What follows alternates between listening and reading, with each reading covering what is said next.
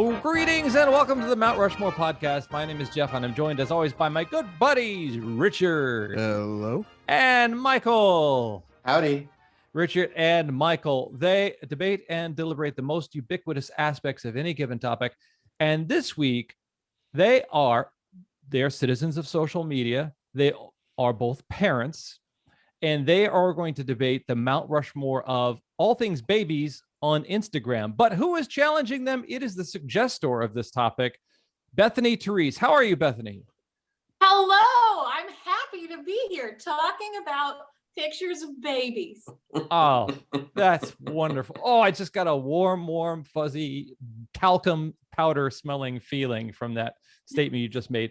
So this was your suggestion, and I do not know, are you a parent, Bethany? I'm not. Okay. I'm not. He has not traversed my vajayjay.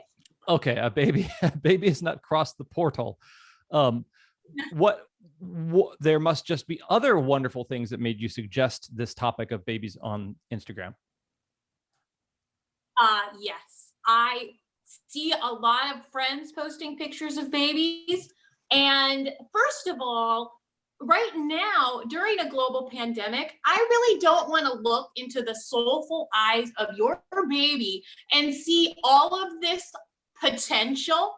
Like, I am not into it. I just want to see pictures of old, crusty 30, 40, 50-year-olds who are sad and finished. I don't need to see the eyes of your baby mocking me at my life failure. That's the first thing. Understood. What? So that's the first thing. Are we going to get to the second thing? Sure. Okay. The second thing is, our baby's a little creepy. Here's the thing. I feel like they've just been to like the other side or whatever. They're very fresh. It's like, I don't want, like, they're looking at me like they can see in my soul, like what I did in my past life. I can't stand that much pressure. You're too close to the source. I need you firm and hardened by planet Earth, and then I can communicate with you. Okay, all right. So those are two good auspices upon which to begin this dialogue, and we thank you for suggesting it. So, Bethany, since you are the visitor, you are up to bat first. So please tell us your first thing that you hope would go on the Mount Rushmore of babies on Instagram. My first thing is, here, I have a little debate in my head because I follow both Ann Geddes and Georgia O'Keeffe on Instagram.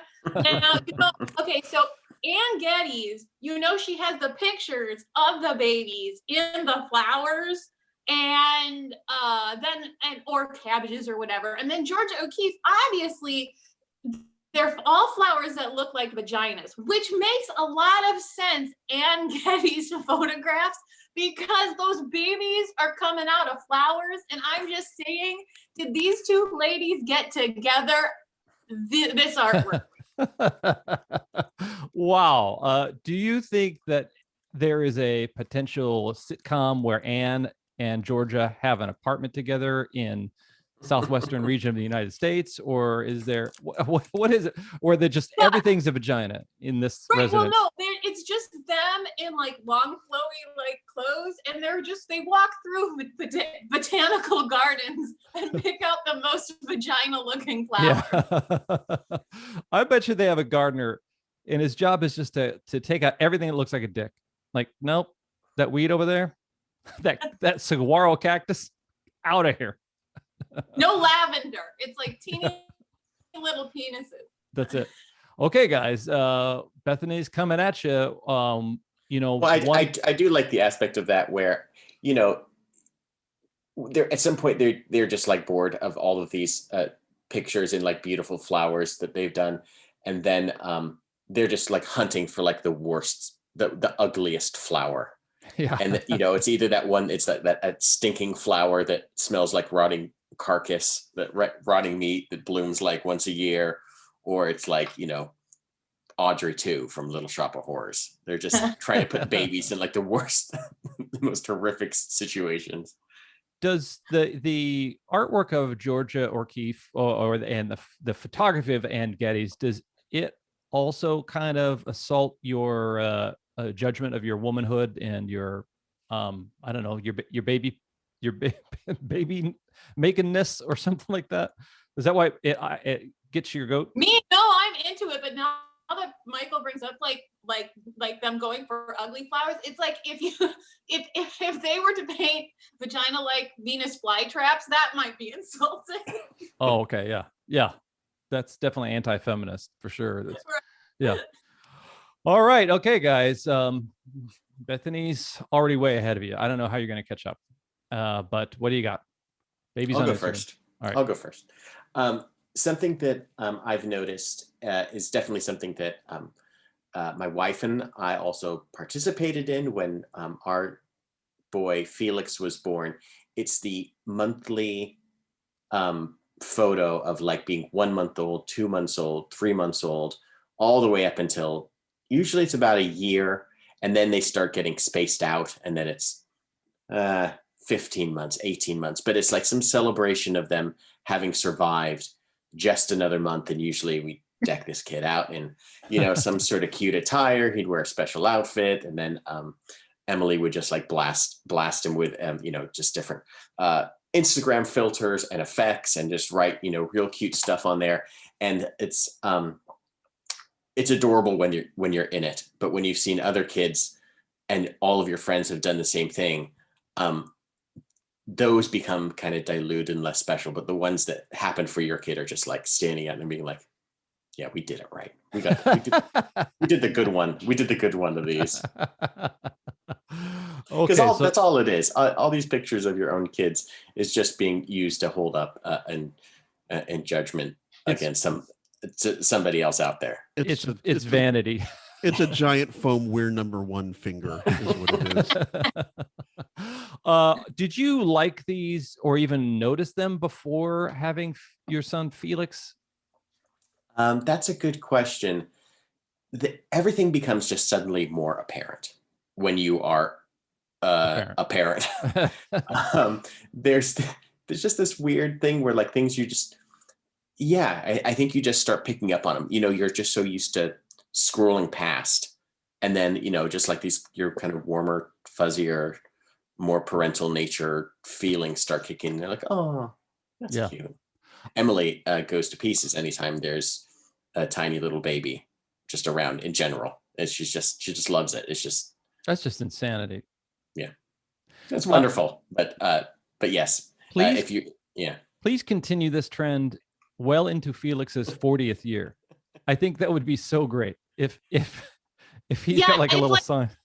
217 months old. Yeah. Like 30 and 40, you take a picture of him every month and post it. I mean, I'm sure it's been done. I know that when we get to my next choice, I'm kind of in a similar vein of thought with pictures. But yeah, it's just you're celebrating.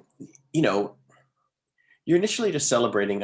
Thank God we made it through another month. And how cute is this kid going to look with like, it's March and you've got like the shamrocks on him, and then you get to the July and he's not holding real sparklers, or is he? I am extending up to the camera a tie for dogs that I purchased to put on my dog. So this is the thing that comes not from my loin. This dog, I got him at the shelter. You're welcome. 6 months ago. And I still treat him like my baby. So it's so ridiculous. What's ridiculous about that, Jeff, is that, hello, it's COVID times. Nobody's wearing ties and like dress shirts. And you're sticking this dog in this thing? I bet he's got pants on too. Actually, yeah. Well, actually, he doesn't wear pants, but he does wear a tie. So that is very similar to whatever you That's true. That's true. That's true. Good point. All right, Bethany, what is your second choice?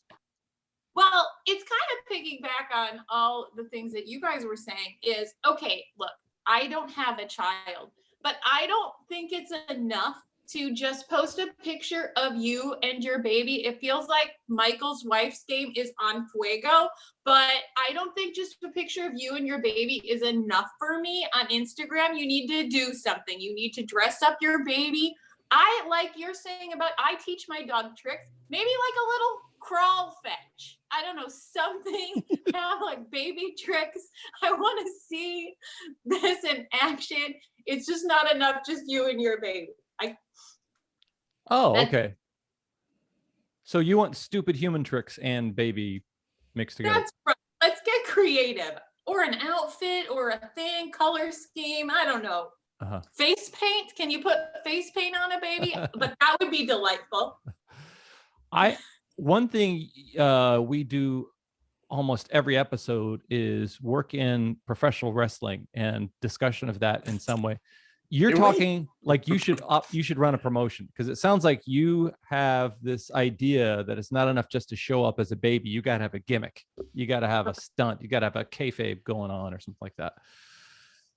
In this corner, it's baby John. In the other corner, it's baby Sarah. Who's gonna win? That I would watch. I'd watch that all day, every day. Yeah, it was who was it saying you got to have a gimmick? Was it Gypsy Rose Lee? I don't know. Mama Rose. It's the duel to the nap instead of the duel to the dead. Who will fall asleep first? Richard, what is your second choice?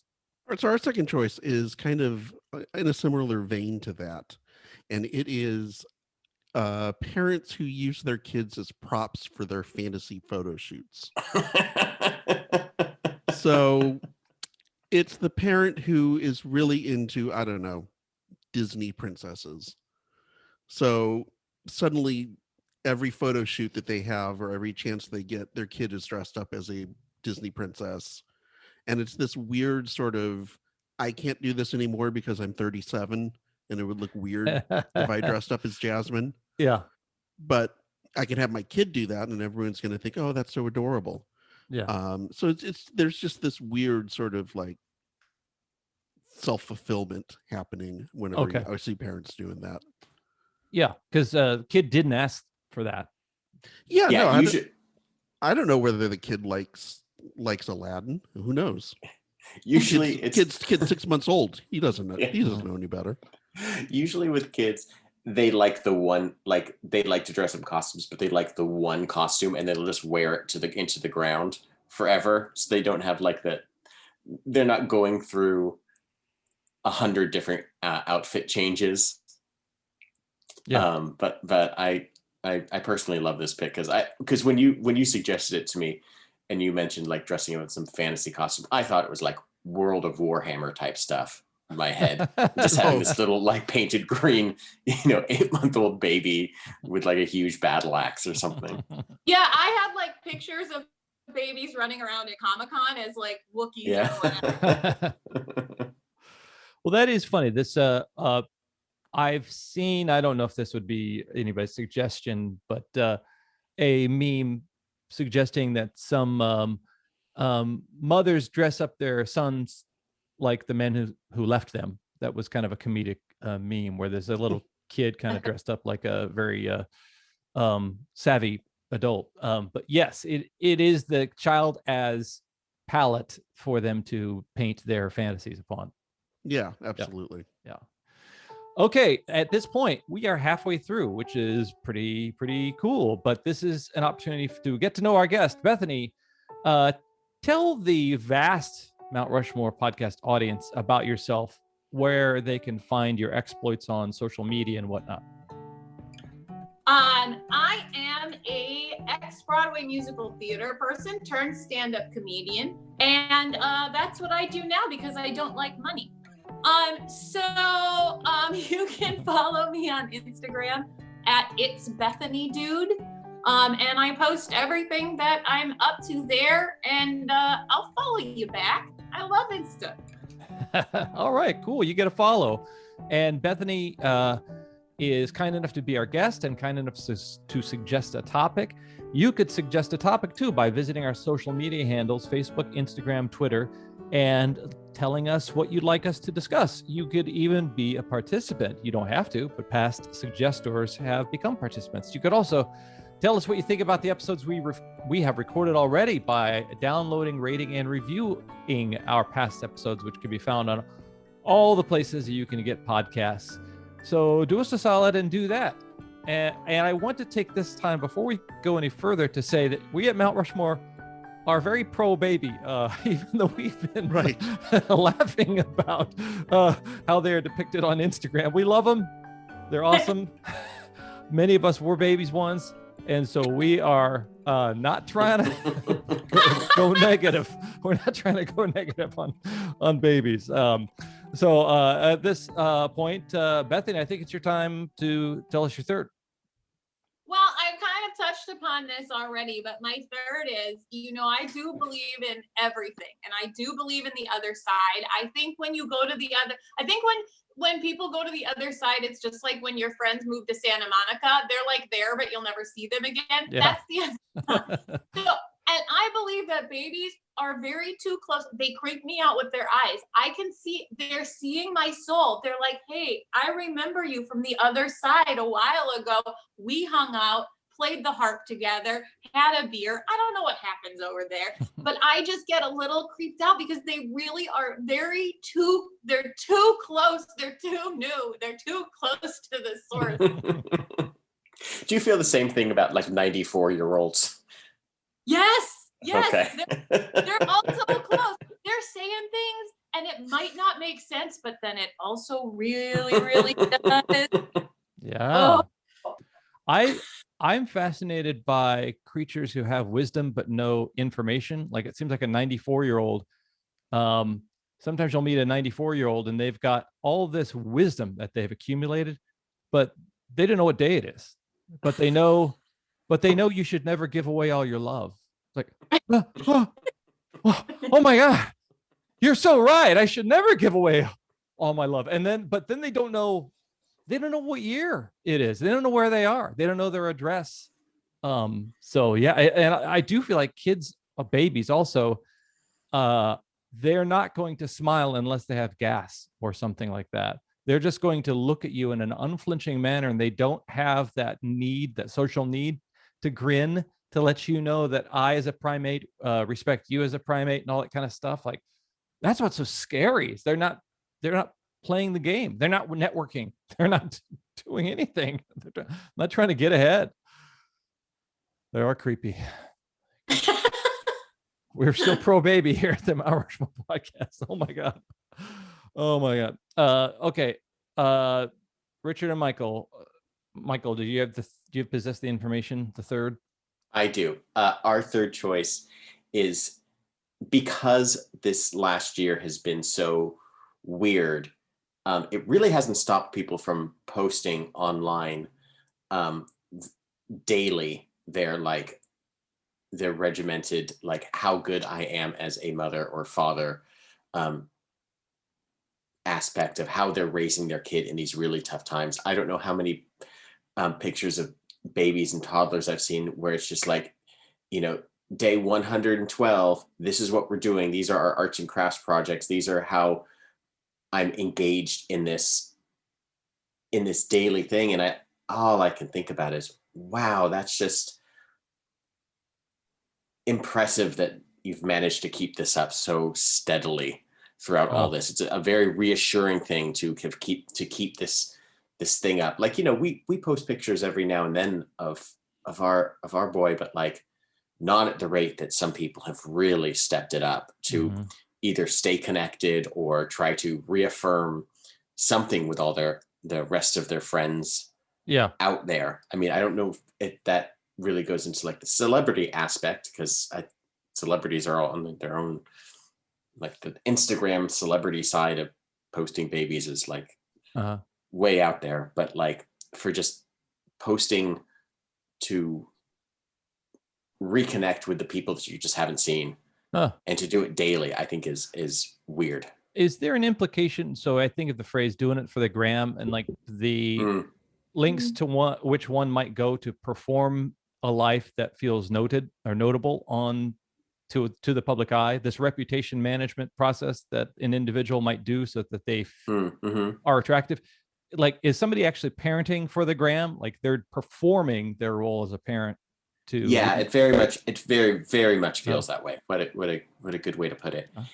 In that you're just making sure you're showing everybody else how you're doing it the right way or you're doing it better than someone else when we're all just in sweatpants and ripped shirts, and the kids are bouncing off the walls, and to get that perfect Instagram photo of with a twinkle in their eye, and oh, it's so cute, you're making brownies and their fingers are covered in chocolate, but the reality when the camera's not, the shutter hasn't clicked, it's like there's food on the floor and there's this kid is just destroying just destroying the kitchen. Yeah.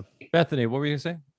Just to piggyback on the baby wrestling idea, which I am on board. By the way, I'm not wearing pants and I do cut my own hair. That said, should there be like some sort of parental contest every single day on Instagram? Like somebody wins the parent of the day.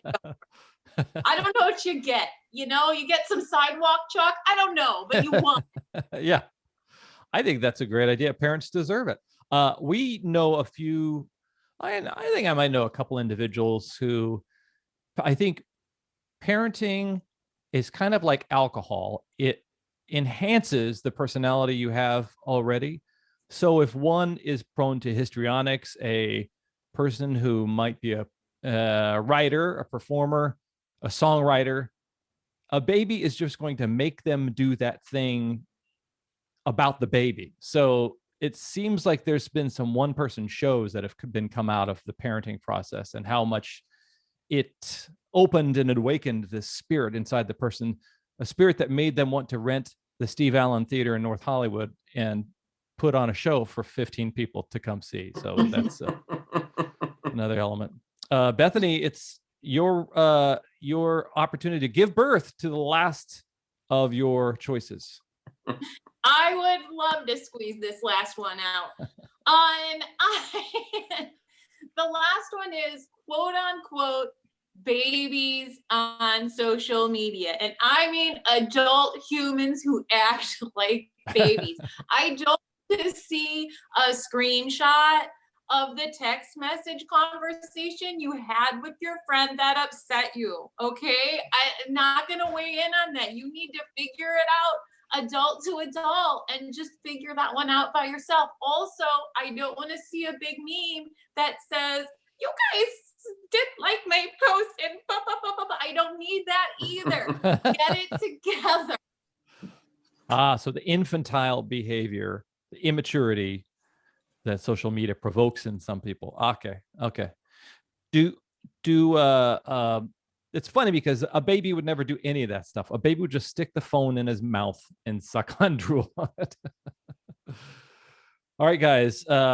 Bethany has kind of run the show. She's run the table for a while. So pick up your cue and try to get a couple balls in before this game is over. So what is your final one, Richard? Again, with the sports metaphor. I know you're Mr. Sports, Jeff, but please. Come on, is pool a sport? Could be. Okay. Could be. Our last choice is when parents create an Instagram or Facebook or whatever account for their 2-month-old kid. And then use that as the vehicle to post all of the photos and videos and everything else that they take of their kids. Yeah. On one hand, I really appreciate it because it kind of allows me to segment that part of them away from everything else, right? Like that, like if I want to follow my friend, but I don't necessarily want to see 8,000 kid photos, I can just not follow their kid. At the same time, it also means that probably they sent a friend request from a 2-month-old and I turned it down. And I feel like a giant asshole for that. So it's kind of a double-edged sword. I would love to combine this choice and Bethany's last choice and see if the baby was like saying, guys, things are kind of shitty today. I had some really disappointing news. Drop my binky, got dirty. Yeah. I don't know. I could just really use your positive energy. Like, what the fuck's going on with this baby? Exactly. I was also going to say, when the 2-year-olds that follow me on Instagram don't like my posts, I get weird. Shade. I got shade. I do wonder. if a baby has an Instagram page that's all their own, they should be the only ones taking the photos. So they should all be terrible and blurry and just covered in shit and just like these awful things. It's just a black photo because it just reel them off like it's The photo of the ceiling. Yeah. Yeah. Oh, it's another picture of half of a toe.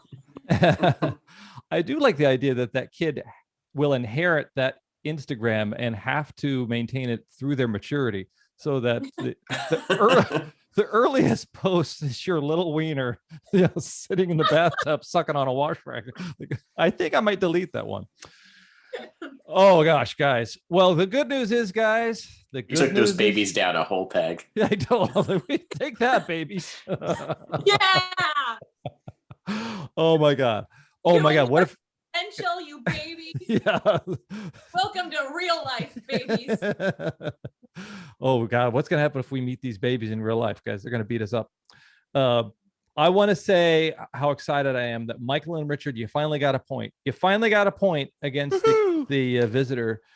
And it was the parents who use kids as props for fantasy shoots, because I think that's definitely a connecting the obviously the failure at life that made the person decide to just resort to parenting as their way to accomplish something, because that's how it goes. It's like if you can't do anything with your life, you make another life and you think, let's just start over.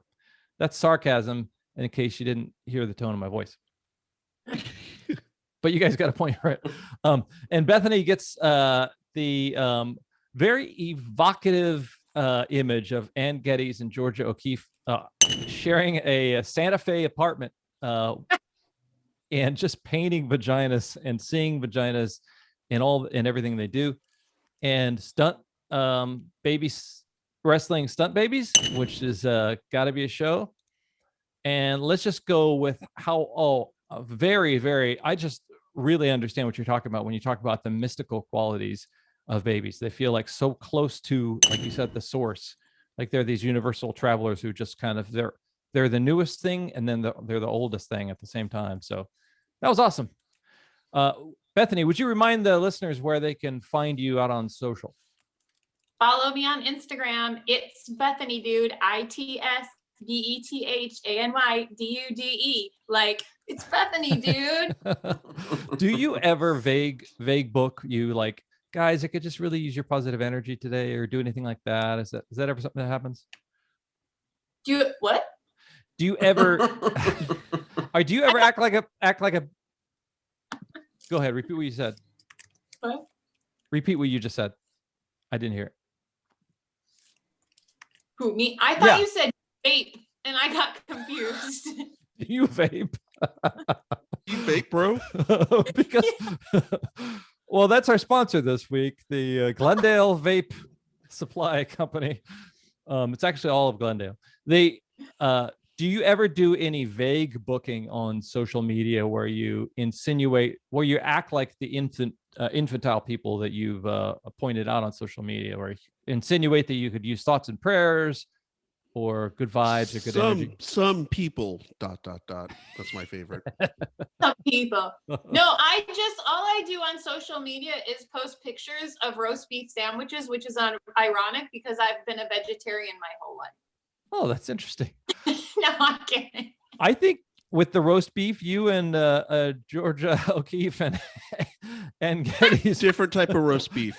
Oh, sorry. Different type of roast beef. Speaking of pictures of vaginas, that's my Yeah, I love it. You're a performer, but I've never seen you do the thing that I kind of like scoff at, is when performers say, got an important callback for this TV commercial, could really use your prayers.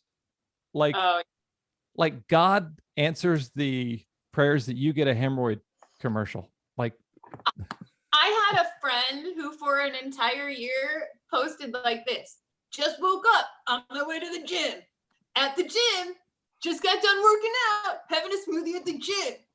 On my way to an audition, just got to the audition. Send me good luck. Done with the audition.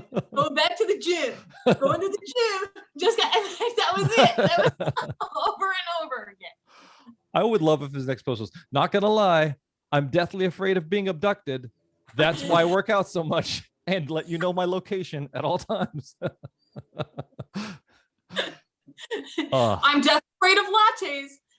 Going back to the gym. Going back to the gym. Well, this has been a blast. Thank you so much, Bethany, Therese, for being on the Mount Rushmore of Babies on Instagram. We appreciate it. As this has been our show. Hi, as always, I'm Jeff. I'm Richard. I'm Michael. That's it. That's Great it. show.